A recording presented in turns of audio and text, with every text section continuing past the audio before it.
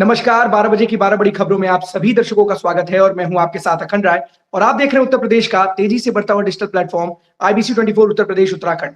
12 बजे की महत्वपूर्ण खबरों की शुरुआत करते हैं। आपको बता दें, बजट सत्र चल रहा है और कल बजट सत्र के दरमियान विधान परिषद में मुख्यमंत्री योगी आदित्यनाथ ने वंदे मातरम के सम्मान का मुद्दा प्रमुखता से उठाया और यही नहीं, वंदे मातरम की अवहेलना को लेकर के उन्होंने कहा कि जिसने वंदे मातरम की अवहेलना की है, राष्ट्रगीत की अवहेलना की है, उसने संविधान का अपमान किया है। पहले आपको सुनाते हैं कल विधान परिषद में मुख्यमंत्री योगी आदित्यनाथ ने वंदे मातरम के सम्मान पर क्या कुछ कहा। आप लोगों के नेता तो दुर्योधन की प्रतिमा लगाने की बात करते हैं, बाबर की कब्र में सजदा की इसका समर्थन करते हैं और वंदे मातरम का विरोध करते हैं। माफियाओं की कब्र में फतिया पढ़ने के लिए जाते हैं। हाँ, कर रहे हैं। आपकी पार्टी के नेता सब बोल रहे हैं, संसद में भी देखो ना, सभी नेता बोल रहे हैं, कांग्रेस के भी और सपा के भी बोल रहे हैं, कह रहे हैं कि वंदे मातरम नहीं गाएंगे, हिंदुस्तान का खाएंगे। आपकी पार्टी के नेताओं ने कहा है, आपकी पार्टी के नेताओं ने कहा कि वंदे मातरम नहीं गाएंगे।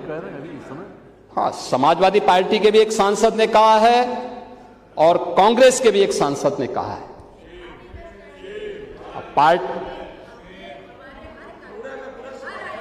हाँ, अच्छा, धन्यवाद। अगर आप कर रहे हैं तो मैं अभिनंदन करता हूं। वंदे मातरम का पूरा समर्थन पार्टी में ये लागू होना चाहिए। जैसे हम कह सकते हैं कि भारतीय जनता पार्टी के हर कार्यक्रम में वंदे मातरम का कोई अपमान नहीं कर सकता है, ऐसे कांग्रेस को भी डंके की चोट पे कहना चाहिए और जो व्यक्ति वंदे मातरम का विरोध करता है, कान पकड़ करके उसको धक्का देकर के बाहर करना चाहिए। समाजवादी पार्टी को भी इस बात की घोषणा करनी चाहिए कि राष्ट्रगीत जिसको 150 वर्ष हो रहे हैं, वंदे मातरम का जो विरोध करेगा वो वहीं जाए जहां पर उसको ये विरोध के स्वर दिखाई देते हो। हिंदुस्तान की धरती पे तो नहीं उसको रहने का कोई अधिकार मिलना चाहिए और मुझे लगता है हर उस भारतीय को इसका वो करना चाहिए। तो आप सुन रहे थे मुख्यमंत्री योगी आदित्यनाथ को। देखिए, विधानसभा में दिया हुआ बयान है और किस तरीके से साफ तौर पर मुख्यमंत्री योगी आदित्यनाथ ने बताया है कि वंदे मातरम को लेकर के कुछ पार्टियों और उनके नेताओं के मन में संदेह है और उन्होंने बड़ी तीखी टिप्पणी की है कि अगर आपको लगता है तो वहां चले जाइए जहां पर इसको नहीं गाया जाता है। साफ तौर पर भारत देश के लिए और इसकी आन बान का शान का प्रतीक बताते उन्होंने बोला कि जो भी राष्ट्रगीत का अपमान करेगा वो मतलब संविधान का अपमान करेगा। यही नहीं, विधान परिषद में उन्होंने एक दो बातें और भी कही जिससे कहीं ना कहीं समाजवादी पार्टी को लेकर के उन्होंने मुख्य रूप से कहा कि 2017 से पहले कहीं ना कहीं अपराध का पर्याय बन चुका था, लेकिन 2017 के बाद कानून का राज स्थापित किया और वन डिस्ट्रिक्ट वन माफिया की जो चलन था उसको खत्म करने का काम डबल इंजन की सरकार ने किया। तो साफ तौर पर मुख्यमंत्री योगी आदित्यनाथ विधानसभा में और विधान परिषद में दोनों ही जगहों पर विपक्षी पार्टी के नेताओं पर जमकर हमला बोला और साफ तौर पर उन्होंने कहा कि वंदे मातरम का अपमान बर्दाश्त नहीं किया जाएगा। अब चलते अपने सभी सहयोगियों के पास एक एक करके हमारे साथी हमारे साथ जुड़ेंगे जो आज की बड़ी खबरें उनके शहरों की है हमारे दर्शकों को बताएंगे। सबसे पहले हम इंद्रवीर के पास चलते हैं, रायबरेली से। इंद्रवीर, आज एक खबर है और आप भी उस खबर को जान रहे होंगे कि आज जो कांग्रेस के कार्यकर्ता है, नेता है, बड़े नेता है, उन्होंने विधानसभा घेरने का प्लान बनाया था और इसको लेकर के विधानसभा में चाहे वो शंकराचार्य जी का मुद्दा हो या फिर बेरोजगारी, महिलाओं के साथ अपमान की बात हो, इसको लेकर के और मनरेगा को लेकर के कहीं ना कहीं विधानसभा घेराव की बात कही थी, जिसके बाद पुलिस पूरे एक्शन मोड में है और अभी जो तस्वीरें निकल करके लखनऊ से आ रही हैं जहां पर अजय राय जो बैरिकेडिंग तोड़ करके या ऊपर चढ़ गए हैं उनको पुलिस रोकने का काम करी है। पूरा छावनी में तब्दील कर दिया गया प्रदेश कार्यालय कि किसी भी तरीके से कांग्रेस का एक भी कार्यकर्ता विधानसभा ना पहुंच पाए। इसके लिए बड़े बड़े नेता हो, चाहे वो बाराबंकी में तनुज पुनिया हो, उनको भी कहीं ना कहीं घर के अंदर वहां पर पुलिस ने उनको कैद कर रखा है या फिर कहें कि पुलिस ने वहां पर चाक चौबंद व्यवस्था कर रखी है। रायबरेली में भी कांग्रेस के जो राष्ट्रीय सचिव है पासी, उनके घर पर भी कहीं ना कहीं तीखी नोकझोंक की बहस की तस्वीरें आई हैं। आखिरकार रायबरेली में जो कांग्रेस के राष्ट्रीय सचिव है, उनके साथ जो तीखी बहस हुई है आखिरकार किस वजह को लेकर के हुई, क्योंकि वहां भी पुलिस पहुंची थी उन्हें रोकने के लिए, लेकिन जिस तरीके की नोकझोंक की जो खबरें आई हैं, जो तस्वीरें आई हैं, वो बयां करती है कि जो कांग्रेस के सचिव है रायबरेली के, वो खासा नाराज है प्रशासन से, वहां के पुलिस प्रशासन से। देखिए, अगर बिल्कुल जैसे आपने बताया कि पूरे प्रदेश में ये एक धरना प्रदर्शन है और धरना प्रदर्शन प्रदेश के मुख्यालय लखनऊ में किया जाना है, क्योंकि आज मनरेगा बचाओ को लेकर के ये धरना प्रदर्शन हो रहा है। इस धरना प्रदर्शन के तहत जिस तरीके से तमाम सारी चीजें निकल के आ रही, जैसे रायबरेली की आपने बात करी, तो राहुल गांधी सांसद है रायबरेली से, नेता प्रतिपक्ष है, और राहुल गांधी पूरे देश का नेतृत्व प्रतिपक्ष में कर रहे हैं संसद में, और पार्लियामेंट में तमाम सारे मुद्दे हो, चाहे वो पार्टी को लेकर के हो, चाहे अभी हमने देखा तमाम सारे विवाद में जो है एक बुक को लेकर के तमाम सारी उनकी अपनी जो राजनीति उन सबको लेकर उन्होंने आवाज उठाई, उसमें खासकर मनरेगा भी रहा और नए मुद्दे उन्होंने तमाम सारे प्रधानमंत्री नरेंद्र मोदी के ऊपर हमले किए। लेकिन अब एक आज अहम प्रदर्शन हो रहा है और इस अहम प्रदर्शन में रायबरेली के राष्ट्रीय सचिव जो है वो सुशील पासी है, उनके यहाँ कल से ही पुलिस, थाना महाराजगंज उनका क्षेत्र पड़ता है, कस्बा महाराजगंज है, थाना महाराजगंज क्षेत्र के अंतर्गत, उनके घर में कल से हाउस अरेस्टिंग किया गया। हाउस अरेस्टिंग के बीच में ये जो है किसी तरीके से छिपा के पुलिस तदबीर के पीछे पीछे लगी रही। कलेक्टर परिषद पहुंचते हैं और कलेक्टर परिषद पहुंचने के बाद डीएम कार्यालय के बाहर ये पूरे दिन धरना देते हैं कि अब भाजपा सरकार और योगी सरकार को इन्होंने सीधे सीधे योगी आदित्यनाथ को बाबा कहकर कि बाबा की सरकार गुंडी सरकार है, गुंडे वाली सरकार है, ये हम लोग को चलना फिरना निकलना दुश्वार कर रही है, हमारे घर पर इस तरीके से टेकर लेके आ जाना, बच्चे दहशत में है। तमाम सारा सोशल मीडिया पर वीडियो भी इनके वायरल हुआ और वो चला। उसके बाद अगर आज बात करें तो जिला अपना नगर पालिका अध्यक्ष शत्रुघ्न सोनकर, ये भी कांग्रेस के ही है, और जिला अध्यक्ष कांग्रेस के पंकज त्रिपाठी, ऐसे बड़े नेता जितने भी रायबरेली के हैं, इन सबको हाउस अरेस्ट किया गया है और सबकी सोशल मीडिया पर तस्वीरें भी वायरल हो रही हैं। और हाउस अरेस्ट करने का एक ही मतलब है पुलिस का कि ये कहीं ना कहीं से लखनऊ ना पहुंचे और इस धरने प्रदर्शन में शामिल ना हो, जो भीड़ है वो न जाए, और खासकर रायबरेली के जो नेता है कांग्रेस के, उनको हाउस अरेस्ट किया गया है। ऐसी तस्वीरें और ऐसे बयान भी आ रहे हैं जो हाउस अरेस्ट हुए हैं नेता, चाहे वो शत्रुघ्न सोनकर हो नगर पालिका अध्यक्ष, चाहे वो पंकज त्रिपाठी हो, चाहे वो सुशील पासी हो, तमाम सारे नेताओं को रोकने की साजिश है कि ये लखनऊ आज की डेट में ना पहुंचे, ताकि वहां पर किसी तरीके की शांति व्यवस्था में कोई परेशानी ना आए। इसीलिए इस प्रदर्शन को रोकने के लिए, इस प्रदर्शन को बहुत ज्यादा हवा न मिले, इसको रोकने के लिए पुलिस प्रशासन ने अपना जो है छावनी में तब्दील किया है। इन सबके घर पे छावनी के रूप में तब्दील कर दिया कि बड़े भारी मात्रा में पुलिस फोर्स तैनात है इन सभी नेताओं के यहाँ। तो अखंड ये सीधे सीधे है कि और ये लोग भाजपा सरकार के ऊपर, योगी सरकार के ऊपर, मोदी सरकार के ऊपर लगातार हमलावर है कि अब ये गुंडाई करते नजर आ रहे हैं। अब सरकार के संविधान में रह करके कहीं से काम नहीं, पुलिस का दुरुपयोग किया जा रहा है, पुलिस के ऊपर भी तमाम सारे आरोप। जब हाउस अरेस्ट कोई नेता हो जाता है और अपने जब तक जो होता है उसके यहाँ सही समय पर ना पहुंच पाते, तो ऐसे तमाम सारी बातें होती है। और वो एक ही नहीं, हर जगह विपक्ष हो या पक्ष हो, हर जगह कई बार देखा गया और ये एक नॉर्मल सी चीजें हैं। लेकिन एक बड़ा प्रदर्शन होने का उम्मीद था लखनऊ में, अब ये होता है या नहीं होता, ये आने वाला वक्त बताएगा। लेकिन फिर हाल कई जिलों के नेताओं को जो कांग्रेस से है खासकर, उनके यहाँ हाउस अरेस्टिंग की बातें निकल करके सामने आ रही। जी बिल्कुल इंद्रवीर, कहीं ना कहीं जिस तरीके की खबरें लखनऊ से हैं, बाराबंकी से हैं, रायबरेली से हैं, क्योंकि जो कांग्रेस के कार्यकर्ता है, क्योंकि आज प्रदेश अध्यक्ष अजय राय ने विधानसभा घेराव की बात कही थी, जिसके बाद तमाम जो लीडर्स है, चाहे वो विधायक आराधना मिश्रा मोना हो या तमाम जो और अन्य नेता हैं, बड़े नेता हो, तनुज पुनिया हो, वो सभी लोग आज लखनऊ में विधानसभा का घेराव करने के लिए आ रहे थे। लेकिन पुलिस की चाक चौबंद व्यवस्था के चलते उस सभी लोगों को रोक दिया गया है। और जैसा कि इंद्रवीर भी बता रहे हैं कि जो कांग्रेस के राष्ट्रीय सचिव है रायबरेली से, उनके घर भी पूरी तरीके से पुलिस ने सख्त तरीके से पूरा का पूरा वहां पर इंतजाम कर रखा है कि जिससे वो ना आ सके, क्योंकि कानून व्यवस्था को लेकर के इस तरीके की तमाम व्यवस्था पुलिस के द्वारा की जाती है। क्योंकि मैं आपको याद दिला दूं, लखनऊ में 1 वर्ष पहले जब कांग्रेस के ही कार्यकर्ता जबरदस्ती विधानसभा घेराव करने की बात कर रहे थे और बैरिकेडिंग तोड़ करके आगे बढ़ना चाह रहे थे, उसी दरमियान एक कार्यकर्ता जिसका नाम था प्रभात पांडे, उसकी मौत हो गई थी। और उस दरमियान कांग्रेस कार्यकर्ताओं ने आरोप लगाया था कि पुलिस की पिटाई के द्वारा उसकी मौत हुई है, जबकि जब चीजें निकल करके सामने आई तो ऐसा पता चला कि वो कहीं ना कहीं कांग्रेस कार्यालय के अंदर था। तो बहुत सारी ऐसी चीजें हैं, इस ऐसी घटनाओं में, ऐसे प्रदर्शनों में किसी की मौत तक की भी खबरें आती हैं। फिलहाल राजनीति है और राजनीति अपने हिसाब से होती है राजनेताओं के द्वारा, और शायद यही कारण है कि लगातार जो प्रदेश अध्यक्ष अजय राय हैं, उत्तर प्रदेश की बीजेपी सरकार को घेरने के लिए कोई भी कोर कसर नहीं छोड़ते, और शायद यही कारण उसी को लेकर के है कि आज एक बड़ा धरना प्रदर्शन की तरफ से किया जा रहा था। कुछ कहना चाह रहे, बताइए आप।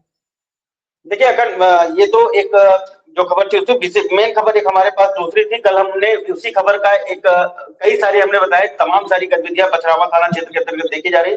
फिर एक मैं आपको बड़ी घटना लेके आया हूँ थाना पचरावा से ही, और ये अब जैसे मैंने कल बताया था आपको, फ्लिपकार्ट में चोरी हो जाना, सीसीटीवी से दिन दिहाड़े बैटरी, ई रिक्शा से बैटरी चोरी हो जाना, और अब एक बड़ी, मतलब इन दोनों तीनों घटनाओं में एक बड़ी घटना को चोरों ने फिर अंजाम दिया। मैं दिखाना चाहूंगा उसकी तस्वीर और बाइट। गाड़ी मेरी चोरी हो गई, स्कॉर्पियो जी। कल मेरे दोस्त का एक्सीडेंट हो गया था चौराहे पे। हाँ। तो तकरीबन रात में हम लोग आए थे 11 बजे। हाँ। एक शादी से जी। 11 बजे जब आए तो हम लोग अपने घर गए, तो वो जा रहा था चौराहे, उसका एक्सीडेंट हो गया। तो हम लोग ने हॉट स्पॉट में उसको लिया और उसको लेकर रायबली चले गए। रात में ही एक आरोग्य हॉस्पिटल वहाँ गए, वहाँ पर उसको एडमिट कराया। तो हम डॉक्टर कसीम BMS जो फुलंडी में है, उनके साथ वापस आए। तो 3 सवा 3 बजे घर, 3 सवा 3 बजे हमने घर पर गाड़ी खड़ी कर दी अपनी नीचे, और घर चले गए। सुबह में 6 बजे फिर जाना था हॉस्पिटल, तो गाड़ी बाहर ही खड़ी कर दिया था। और सुबह जब हम उठे तो देखा बाहर गाड़ी नहीं। तो इंक्वायरी किया, घर में पूछा कि शायद कोई ले गया हो, तो चाबी।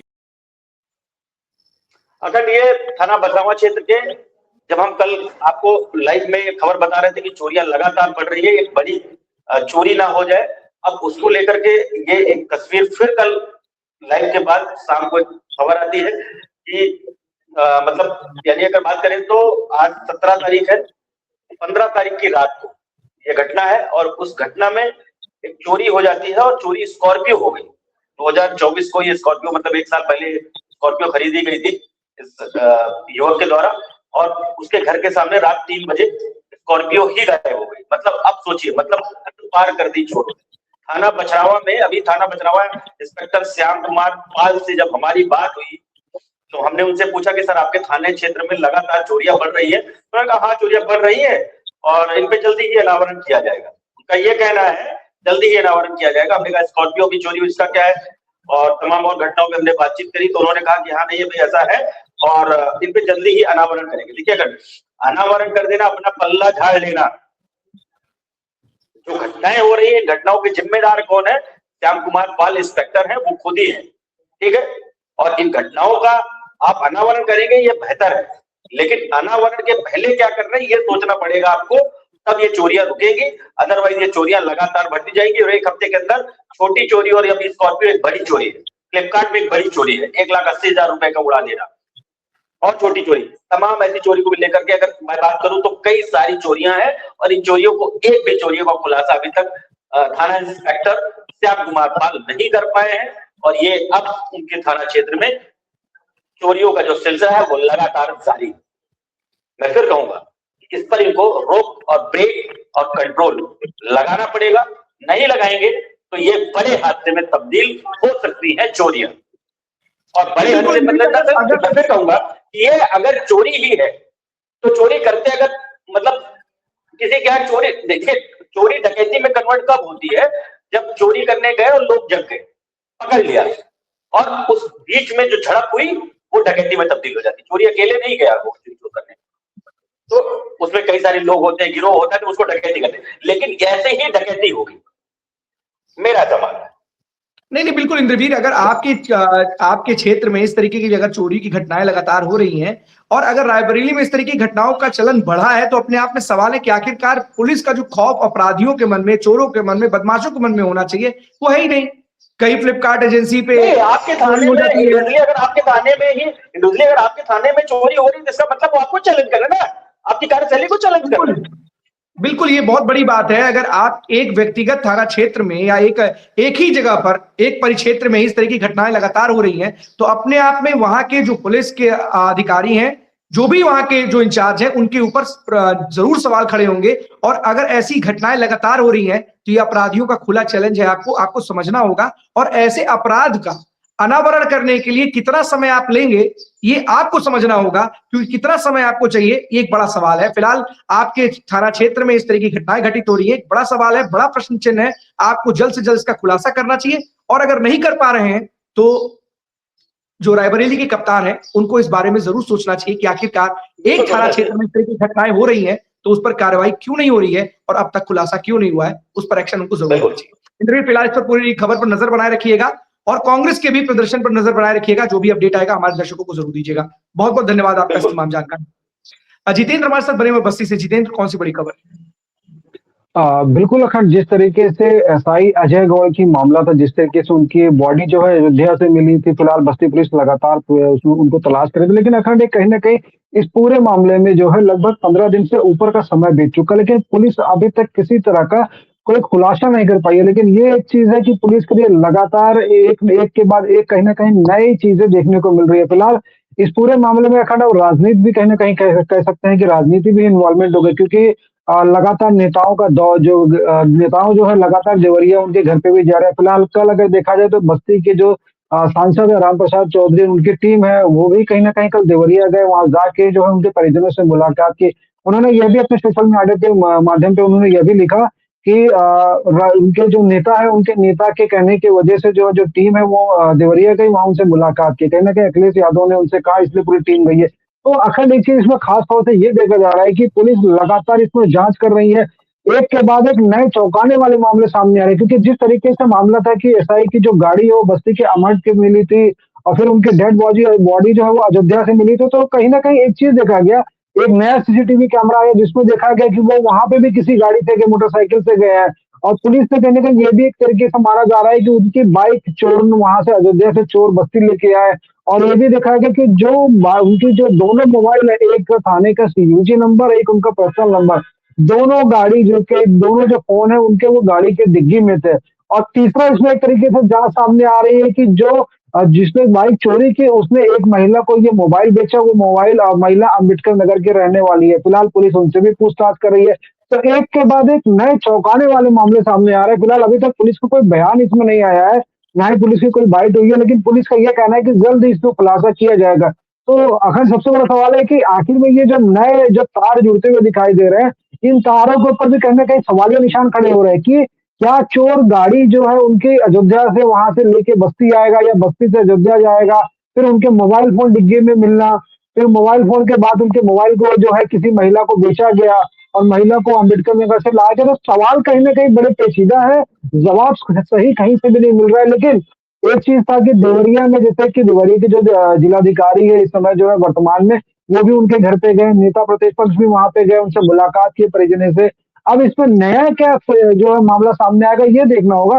लेकिन अब जो पुलिस के जिस तरीके से तार लगातार सामने दिखाई पड़ रहे हैं, ये कहीं ना कहीं सस्पेंस में है। फिलहाल इस सस्पेंस का राज तभी खुलेगा जब उनकी नई पोस्टमार्टम रिपोर्ट सामने आएगी कि उनकी हत्या की गई है या डूबने से उनकी मृत्यु हुई है। तो कहीं ना कहीं जो सस्पेंस का राज है वो अब पीएम रिपोर्ट के बाद ही कहीं ना कहीं खुलासा होगा। अखंड सबसे बड़ी बात है जितेंद्र, इतने दिन बीत जाने के बाद भी अभी तक किसी तह तक या किसी जब समझते हैं कि जो पुलिस की कार्रवाई है उस पर भी सवाल खड़े हो रहे कि देखिए डे बाय डे या दिन पर दिन बीतते चले जा रहे हैं और आप किसी न किसी कड़ी से किसी चीज को जोड़ते चले जा रहे हैं और आप अभी तक किसी भी निष्कर्ष पर नहीं पहुंचे। तो अपने आप में बड़ा सवाल है कि आखिरकार इतने दिन बीत भी गए हैं और पुलिस महकमे का ही वो कर्मचारी है, एसआई है, और इतनी सारी चीजें जो अपने आप में कई सवाल खड़े करती हैं कि गाड़ी यहां से वहां कैसे पहुंची, वहां से यहां कैसे आई, कैसे एक व्यक्ति की मौत होती है लेकिन उसके मोबाइल फोन, उसके एक नहीं दो तीन मोबाइल फोन डिग्गी में मिलते हैं, फिर डिग्गी में मिलते हैं तो उसके बाद उसको किसी और महिला को बेचने की बात कही जा रही है जो कि अम्बेडकर नगर में है।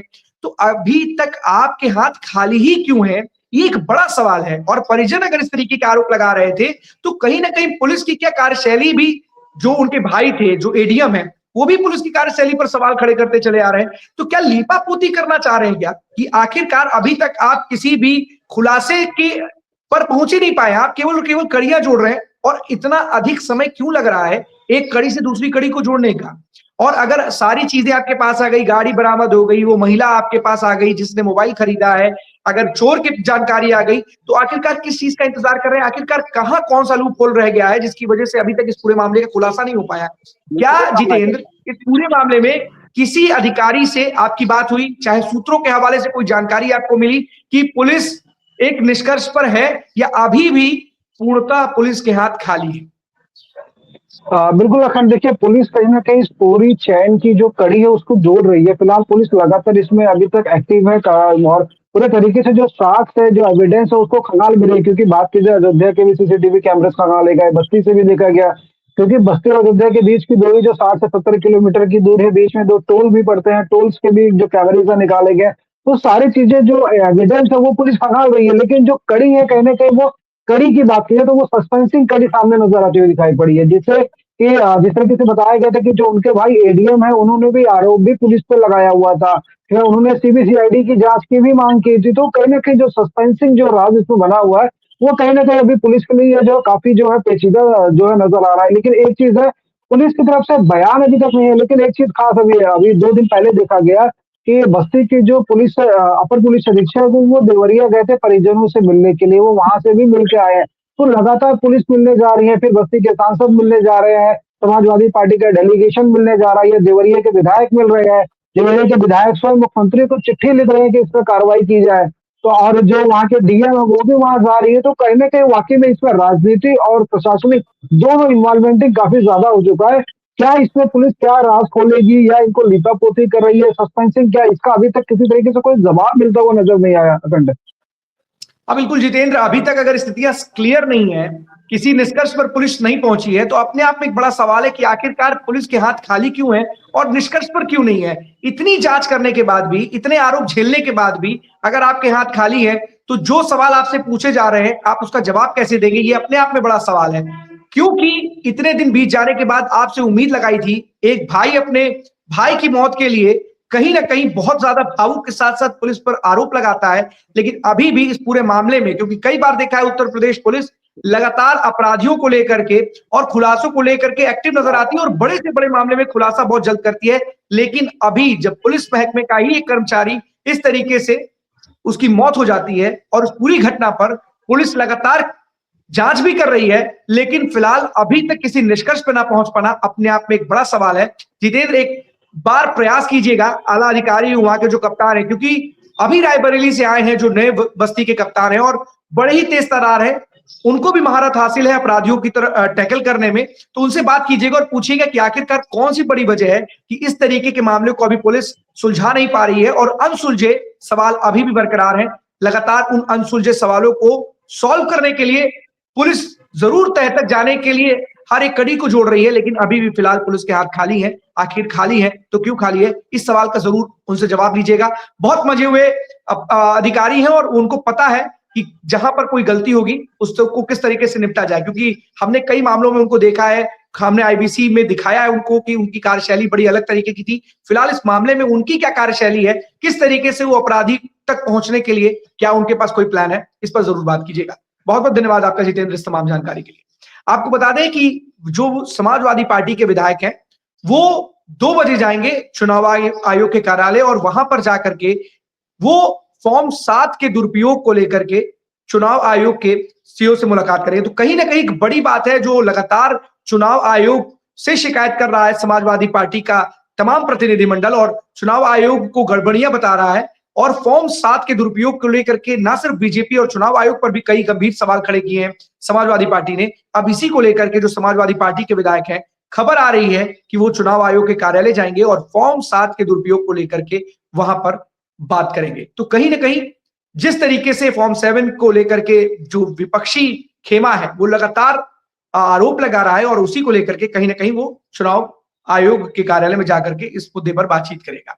आपको बता दें 17 से 18 तारीख आज और कल जो आरएसएस के प्रमुख हैं वो लखनऊ दौरे पर हैं और यहां पर जो शताब्दी समारोह कार्यक्रम है उसमें कई प्रमुख बैठकें हैं, उसमें वो भाग लेंगे।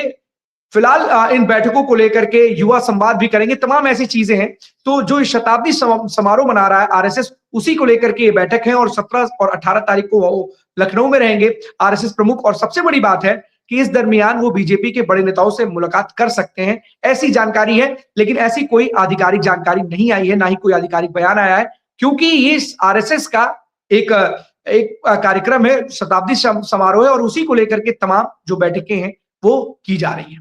हमारे साथ अमित राजपाल बने हुए हैं। अमित, कौन सी बड़ी खबर है?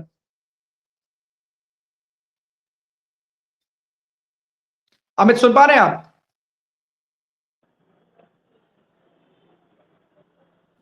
अमित, सुन पा रहे हैं आप? जी बिल्कुल। बताइए अमित, कौन सी बड़ी खबर है? बिल्कुल बता दें कि आज देवरिया जनपद कैमरा हल्का सा टिल्ट कर लीजिए। हाँ, बताइए बताइए। बिल्कुल बता दें कि एक अजीबोगरीब मामला सामने आया है जो परहज तहसील क्षेत्र के गौरा से है। जो पीड़िता का आरोप है कि इन्हें मृत घोषित करके इनके पटदार जो हैं अपने नाम जमीन बैनामा करा चुके हैं और ये पीड़िता लगातार अब दर-दर की ठोकर खा रही है और अधिकारियों से लगातार न्याय की गुहार लगा रही है। ये पीड़िता हमारे साथ मौजूद है, इससे हम जानेंगे कि क्या है पूरा प्रकरण। क्या नाम है आपका? मैं श्रीमती गौरी जी। क्या है पूरा मामला, क्या है? हमारे ये मामला है, हमारे गणेर घर है, थाना भलुआनी पड़ी, जिला देवरिया पड़ी। ये पूर्णवासी के पत्नी है जो सुघरी बड़ी, हमके सलेमपुर लिखना। उनका 3 गो बेटी बाए, तीनों बेटी राजी भैली का सुघरी राजी हो के सारा संपत्ति हमके लिख दियली सलेमपुर। 91-92 में लिखना कैली, 93-94 में आदेश हो गए, हमार नाम चढ़ गई, हम जो तक खात चलिए नहीं चाहे। अब जवन बाल बचन बनाए उनकर बेटा 3 जनी बालो। अब का काम कैले बालो कि हमरा अब ई खेत पर चढ़ गई बालो आ हमके मृत घोषित देखा के रामानंद जयराम दीनदयाल अपने बाप के नाम चढ़वा दे। रामानंद दीनदयाल के है और वो बाल बच्चन के बेटा हलो, आपके पटदार? पटीदार हुआ। बाल बच्चन पितियाऊ ससुर लगे, बुढ़िया के सेवा टहल कैनी। आज ले 3 गो बेटी जमात बाड़ी, एगो रोटी 1 लोटा पानी हम देंगे। कैसे पता चला है कि आपको मृत घोषित करके और जमीन बैनामा करा? जब खेत पर चढ़ना शायद तब हम जननी की कर ले बड़ा। तो 412 के लड़ाई रहा, लड़त हम बरहत तहसील से तब डिग्री भैल तो लेके कमिश्नरी भगना है। हाँ, हमरा जानकारी भल तो अपीली हम ऐसी कहनी। देवरियो से ऐसी से गोरखपुर से आदेश हो गई बा, बाकी तहसील बरहज हम सबसे दौलत अनिल साहेब हमसे। कौन गांव के मामला है? गणेर गांव। गणेर गांव। क्यों अमित, इस पूरे मामले में क्या कि इन्होंने किसी अधिकारी से बातचीत की, उनसे बातचीत करने पर उनको क्या आश्वासन मिला, क्या किस तरीके कोई कार्रवाई की गई, कुछ भी किया गया इनको इनके प्रकरण में? अधिकारी से बात बोलते कहा आगे का आदेश हो गई बा, बस यही खाली कहत सब बाबू करी बात से हम चल जाओ तनी घर। आज कहाँ हम आए बनी डीएम साहब की बारेला एप्लीकेशन? हाँ, एक बार ये दे गई बानी, 2 गो दरखास्त दे गई बानी, कप्तान साहब की दे बानी, अब बरहजो दे बानी, ताकि हमार सुनवाई नहीं कर। ये चाहता नहीं कि जितना जाए रामानंद के बेटा 3 जनी बालो बाहर बालो तैयार कहता लो कि ये बुढ़िया के मुआ दो कि खींचा खत्म हो जाला। दीनदयाल के बेटा अभिषेक बड़ा कहता ना तर ऊपर रुपया ध के तो फूक दे, वो कमाता ना बंके में रहना, ये सफाई करने में दीनदयाल रहना। खेते की जाने जब गईनी 8 दिन जब खर पटाई कटनी कहता नहीं जब मर्डर कर दे तो साहब हम चल गई। हमार निकलल पैसा काल भइल बा, अब हमके ई कहत लो कि कागज में मुआ दिल बानी, अब तो के मुआवजे में हमारा कौन चीज नहीं के सकता है। हम कहते हम डरन निकलत नहीं थी। क्या नाम पड़े? हमार श्रीमती गौरी देवी। तो देख सकते हैं ये गौरी देवी हैं जो गौरा परहज के तहसील के गड़ेर की रहने वाली हैं। इनका आरोप है कि वहां के लेखपाल और तहसीलदार की मिली भगत से कूटरचित तरीके से, ये फर्जी तरीके से इन्हें मृत घोषित करके इनके जमीन को बैनामा इनके पटदारों ने करा लिया है। जी, अपने आप में अमित बड़ा गंभीर मामला है, और इस तरीके से अगर कोई पीड़ित लगातार न्याय की गुहार के लिए दर-दर की ठोकरें खा रहा है तो अपने आप में बड़ा सवाल है इस पूरे मामले को। क्योंकि देखिए, जो आयु भी लग रही है वो महिला की आयु भी वयोवृद्ध लग रही है, और अपने आप में बुजुर्ग महिला अगर लगातार अपने हक की लड़ाई के लिए, अपने जिस तरीके से वो अपनी जान को भी जोखिम बता रही है कि उनके पास उनको डराया धमकाया जा रहा है, उनके मर्डर की बात कही जा रही है, तो पुलिस को ऐसे मामलों में जरूर देखना चाहिए, क्योंकि वयोवृद्ध है, साफ तौर पर देखा जा रहा है इनकी स्थिति इस तरीके बयां कर रही है, तो कहीं ना कहीं इस पूरे मामले को गंभीरता से लेना चाहिए वहां के पुलिस अधिकारियों को। और जो भी जरूरी है, अगर लगता है कि किसी ने कोई अपराध किया है, किसी ने कोई गलती की है, तो जरूर उसको समझाए, और जो भी हो कानूनी कार्रवाई हो, तो कम से कम इनको अगर लगता है कि इनके साथ गलत हुआ है तो न्याय दिलाने का काम भी जरूर करना चाहिए। फिलहाल इसको लेकर के क्या कुछ कहते हैं वहां के अधिकारी या फिर वहां का प्रशासन, जरूर इत्तला कीजिएगा। लेकिन इतना जरूर है कि ये खबर बता रही है कि एक महिला लगातार गुहार लगा रही है, उसके बावजूद भी आदेश की बात कह करके बातों को टरका दिया जा रहा है। साफ तौर पर उनका कहना है, जो अभी हमारे साथ जुड़ी भी हुई थी। लेकिन ऐसे मामलों में पुलिस को ध्यान देना चाहिए, प्रशासन को ध्यान देना चाहिए कि अगर वृद्ध महिला इस तरीके का आरोप लगा रही है तो उसको गंभीरता से लेकर के उनकी भी सुनवाई करते हुए अगर कुछ गलत उनके साथ हुआ है तो उसका निस्तारण कराए। फिलहाल इस मामले में जरूर बात कीजिएगा अमित, अगर कुछ भी होगा अपडेट तो हमारे दर्शकों को जरूर दीजिएगा। तो कहीं ना कहीं साफ तौर पर हमें जिस तरीके से बता रहे थे देवरिया से कि किस तरीके से एक महिला के कूट रचित दस्तावेज बना करके उनकी जमीन को हड़प लिया, और खुद वो महिला हमारे साथ थी, उन्होंने बताया अपनी बातों को कि किस तरीके से उनके मर्डर की बात कही जा रही है, उनको मारने की बात कही जा रही है, उनको धमकी दी जा रही है। तो कहीं ना कहीं देवरिया प्रशासन को ये जरूर देखना चाहिए, और ऐसे जो भी लोग हैं, क्योंकि वृद्ध महिला है तो उनके साथ कोई गलत या दुर्व्यवहार ना हो, उनके साथ कोई गलत घटना ना घटे, इसका विशेष ख्याल रखें, और जो भी जिसने कुछ गलत किया है तो उसको, उस आरोपी को सजा जरूर मिले। तो 12 बजे 12 बड़ी खबरों में आज के लिए बस इतना ही। कल हम आपके सामने फिर से होंगे हाजिर, तब तक के लिए दीजिए हमें इजाजत। धन्यवाद।